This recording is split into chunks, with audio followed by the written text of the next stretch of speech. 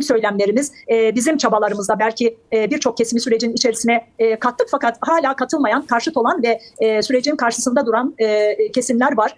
Örneğin Sayın Öcalan bu son görüşmede de çok rahatsız olduğu bir mesele üzerinde durdu. Örneğin medyanın dili. Yani medyanın diline dönük ciddi eleştirileri var.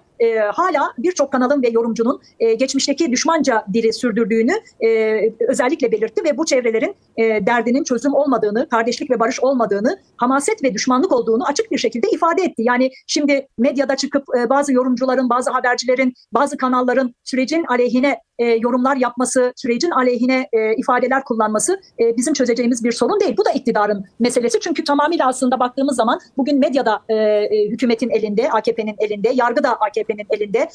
Yani her gücü olan, bütün yaşamın her alanına hakim olan bir iktidardan bahsediyoruz. Ancak hala televizyonlarda, kanallarda, haberlerde bu sürece karşıt bir yerden hem sözünü hem dilini gerçekten ciddi anlamda bir nefrete, bir öfkeye büründüren bazı kesimler var. Bu da sürece elbette ki zarar veriyor. Peki.